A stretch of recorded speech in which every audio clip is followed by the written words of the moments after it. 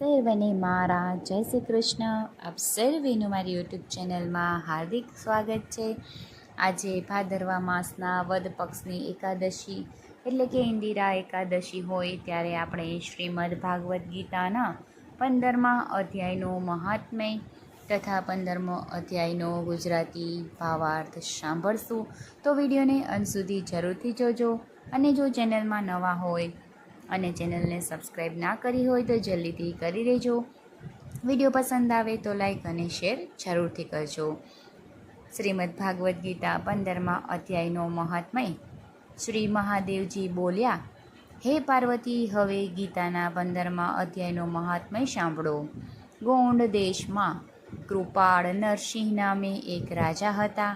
એમની તલવારની ધાર સામે યુદ્ધમાં દેવો પર પરાસ્ત થઈ હતા.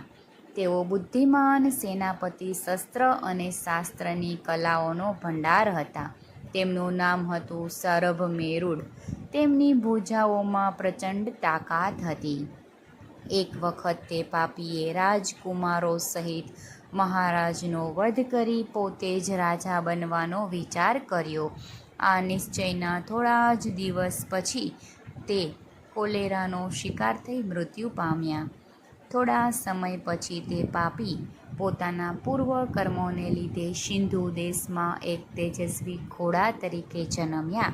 તેમનું પેટ ચપટું હતું. ઘોડાના લક્ષણનું સારું એવું જ્ઞાન ધરાવતા કોઈ વૈશ્યના પુત્રએ ઘણી કિંમત આપી તે ઘોડાને ખરીદી લીધો. પ્રયત્નપૂર્વક તેને રાજધાની સુધી લઈ આવ્યો. વૈશ્યકુમાર તે ઘોડો રાજાને આપવા માટે લાવ્યો હતો. જો કે રાજાએ તે વૈશ્યકુમારથી પરિચિત હતો તો પણ દ્વારપાળે જઈ અને તેના આવવાની સૂચના આપી. રાજાએ પૂછ્યું, કેમ આવ્યો છે?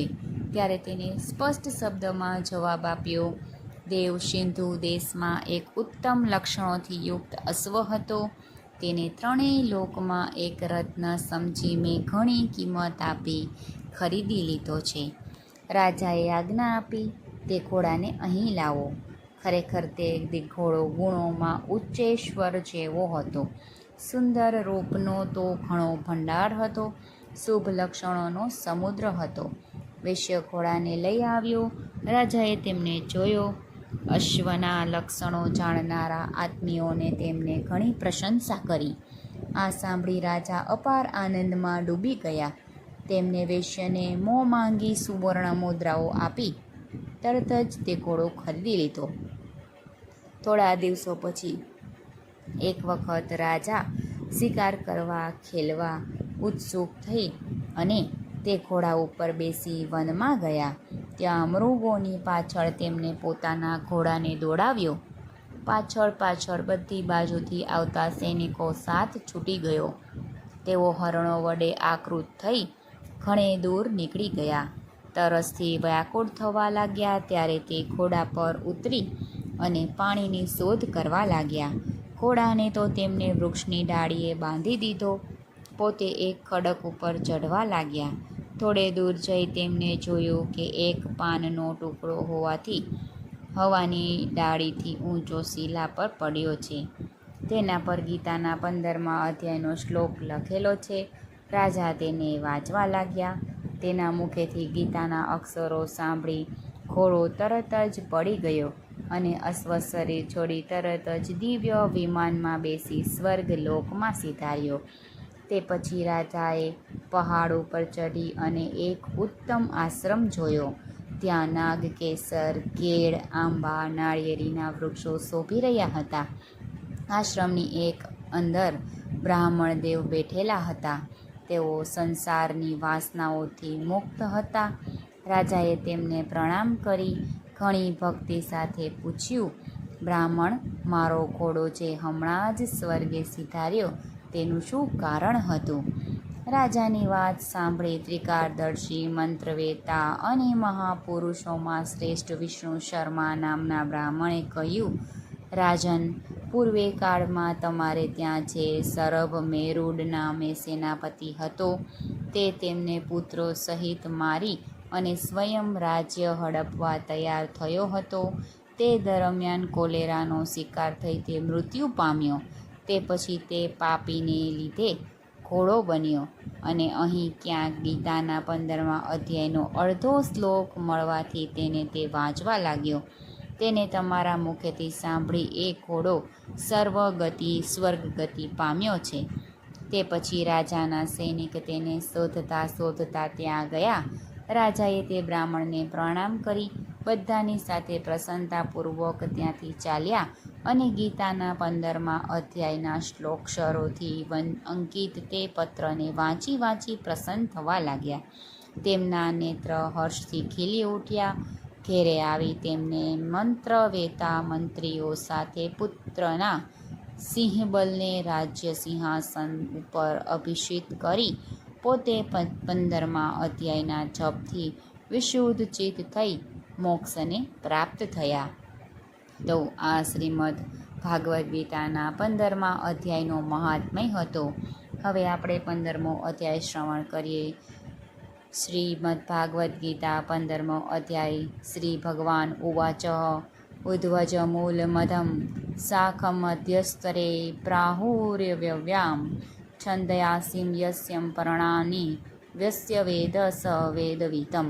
શ્રી ભગવાન બોલ્યા, જેનું આદિ પુરુષ પરમેશ્વર રૂપ ઉદ્ધવ મૂળ આ સંસાર વૃક્ષની ઉત્પત્તિ અને તેનો વિસ્તાર આદિ પુરુષ નારાયણથી થયો છે. એ આદિ પુરુષ પરમેશ્વર નિત્ય અનંત અને સૌનો આધાર છે તથા સગુણ રૂપે સૌથી ઉપર નિત્ય ધામમાં નિવાસ કરે છે. માટે ઉદ્ધવ નામે પ્રસિદ્ધ છે. આ સંસાર વૃક્ષ એ જ માયાપતિ સર્વશક્તિમાન પરમેશ્વરથી ઉદ્ભવ્યું છે. માટે તેને ઉદ્ધવ મૂળ એટલે કે ઉપરની તરફ જેનું મૂળ છે એવું કહ્યું છે. જેની નીચે રહેલા બ્રહ્મારૂપી મૂળ શાખા સંસાર વૃક્ષના જન્મ વખતે સૌ પહેલાં બ્રહ્મા ઉદ્ભવે છે. માટે જ બ્રહ્મા જ આની મુખ શાખા છે. બ્રહ્માનો લોક આદિ પુરુષ નારાયણના નિત્યધામ કરતાં નીચે છે. તેમજ બ્રહ્માજીનો અધિકાર પણ ભગવાન કરતાં ઓછો છે. બ્રહ્માએ આદિ પુરુષ નારાયણથી જ જન્મ્યા હોવાના લીધે અને એમના જ શાસનમાં રહેવાના કારણે તેમને અધઃશાખમ રૂપે કહેવાયા છે. તથા વેદો જેના પાંદડાઓ તથા વૃક્ષની રક્ષા અને વિકાસ કરનારા હોય છે.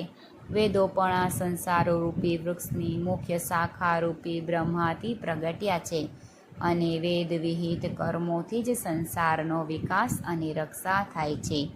માટે વેદોને પાંદડાઓ કહ્યા છે. એવા આ સંસારરૂપી અશ્વત્થ વૃક્ષને તત્વજ્ઞાનીઓ અવિનાશી આ સંસારરૂપ પરિવર્તન હોવાના લીધે નાશવંત અનિત્ય અને ક્ષણભંગુર છે.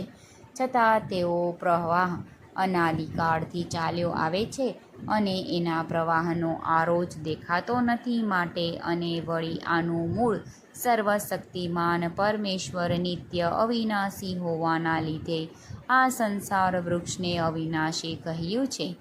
જે માણસ એ સંસારરૂપી મનુષ્ય વૃક્ષને સંસારરૂપી અવિનાશ કહે છે તે ભગવાનની યોગમાયાથી જન્મેલો સંસાર ક્ષણભંગુર નાશવંત તથા દુઃખરૂપ છે.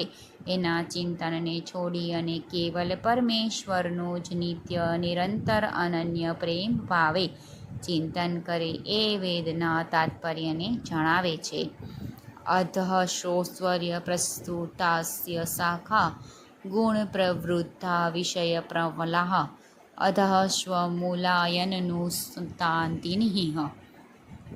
તો ભગવાન જે કાંઈ પણ કરાવે છે, જે કાંઈ પણ તાત્પર્ય ક્રિયા આપણા દ્વારા થાય છે તે પ્રભુની કળાઓ સર્વત્ર નિશ્ચિત કાર્યો દ્વારા જ થાય છે તેવું આપણા દ્વારા આ પઠિત થાય છે.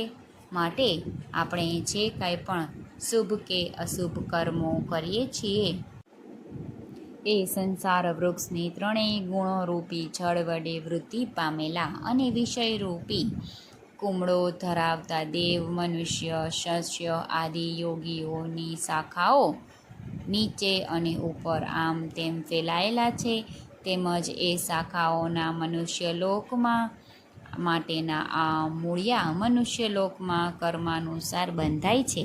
અન્ય સઘળી યોનિઓ ભોગ યોનિઓ છે, એમાં કર્મનો અધિકાર નથી, માટે ત્યાં અહંતા, મમતા અને વાસનારૂપી મૂળિયા હોવા છતાં પણ એ કર્મનું બંધન રાખતા નથી. કર્માનુસાર બાંધનારા અહંતા, મમતા અને વાસનારૂપી મૂળિયા નીચે અને ઉપર બધા જ લોકમાં ફેલાયેલા છે. આ સંસાર વૃક્ષનું સ્વરૂપ જેવું કહ્યું છે એવું અહીં વિચાર કાળમાં મળતું આવતું નથી, કેમ કે આનો નથી તો આદિ કે નથી તો અંત, અનંત છે. માટે આ અહંતા, મમતા અને વાસનારૂપી અત્યંત દ્રઢ થયેલા મૂળ ધરાવતા સંસારરૂપી શાશ્વત વૃક્ષને દ્રઢ વૈરાગ્યરૂપી એવું બુદ્ધિ વિવેક દ્વારા સમજી અને આ સંસાર સઘળા જ ભોગોમાં સત્તા, સુખી, પ્રીતિ અને રમણીયતા ન ભાસવા એનું નામ દ્રઢ વૈરાગ્યરૂપી શસ્ત્ર છે. શસ્ત્ર વડે કાપી અને સ્થાવર જંગમ રૂપ સંસારના ચિંતનનો તથા અનાદિકાળથી અજ્ઞાન વડે દ્રઢ થયેલા અહંતા, મમતા અને વાસનારૂપી મૂળિયાઓનો ત્યાગ કરવો. એ પછી એ પરમપદ સ્વરૂપ પરમેશ્વરને સારી પેઠે શોધવા જોઈએ.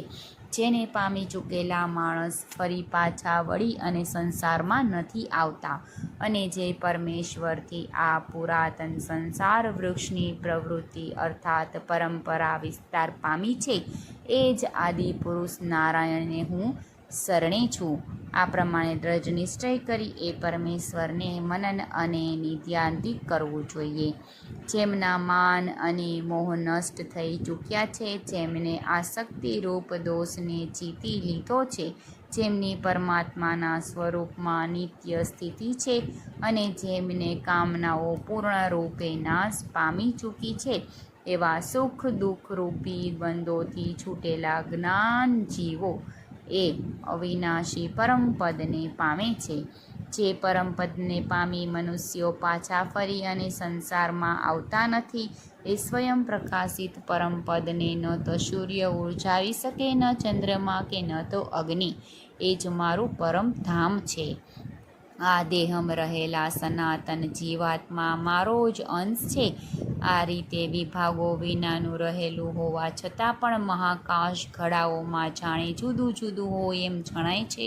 એ જ રીતે સર્વભૂતોમાં એકાત્મ ભાવે રહેલો હોવા છતાં પણ પરમાત્મા જાણે ભિન્ન ભિન્ન હોય છે એમ જણાય આવે છે. માટે જ દેહમાં રહેલો જીવાત્માને ભગવાને પોતાના સનાતન અંશ કહે છે, અને એ જ આ પ્રકૃતિમાં રહેલી મન સહિતની પાંચે ઇન્દ્રિયોને ખેંચે છે.